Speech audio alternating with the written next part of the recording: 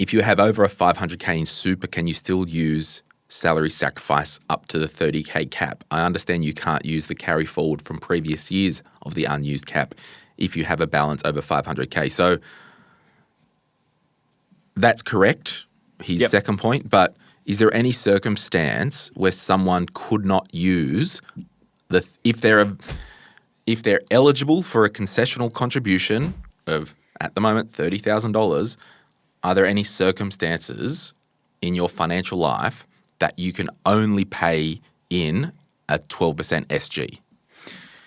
No, as long as you're under the age of 75 or 67 in a work test, but short answer, no. So can I still do up to 30 if I'm above 500,000? Yes, you can. So that was a quick answer of yes. But so on that, off the top of your head, the 500K super balance threshold, that triggers a couple of things in the wild?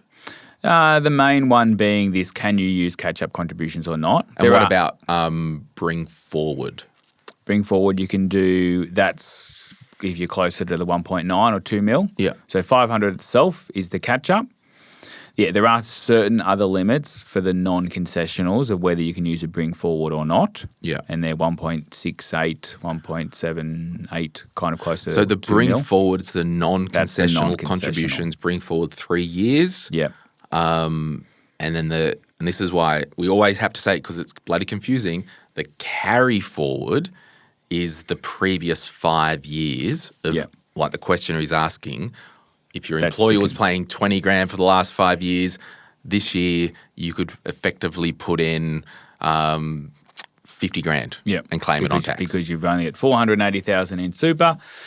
You've got the taxable income to use. I think that's important as well. But yes, otherwise, whether you're at 600 or 400, you can still use the full 30. You just can't use more of the catch-up if you're above 500. A couple other asterisk points on that. I'd touch on one of those very briefly. You have to have the taxable income. Yes. So I've had that also happen recently. I want to go and do this catch-up. I've heard about a catch-up I could do. I've got 80,000 of catch-up to use. Should I go and do it all today? What's going on? Well, I'm not working. I've got about $3,000 of interest income. I don't think that catch-up's going to be beneficial. And in fact, the ATO won't let you put yourself in a loss and pay tax on that if you don't need to. So that's one reason when you maybe can't use the 30 and you can't use the catch-up.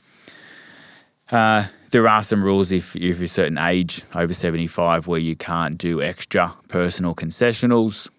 Beyond the age of 67, if you still want to do concessionals, you have to meet what's called a work test to be able to do those. But up to the age of 67, you can still use that 30 grand cap, even if you're not working. And so that may be relevant where I've stopped working at 62, I'm enjoying life. At 63 or 64, there's no reason to put money into super because I don't have enough taxable income. But at 65, I've inherited a share portfolio from mum, and that's got 400 grand of CBA shares. A call back to before, my accountant's told me, I've gone to see an advisor who said, if I sell these, I've got a big capital gain. Maybe I should use either a catch-up if you're below 500 or a concessional of 30,000 to reduce that capital gain. So just because you stop working doesn't mean you can't do concessionals. But if you don't have a taxable income, there's not a lot of point to use those. Hey, it's Glen here. Thank you so much for watching today's video. You made it to the end. Can I ask a favor? Can you hit that like button and maybe hit subscribe if you want to get notified when we release further videos just like this one, whether you watch the Money, Money, Money podcast or Retire Right. And remember, if you want to learn more about investing, I've got an investing book, The Quick Start Guide to Investing, and there's a link in the description to get your hands on a copy. Thank you so much. Bye.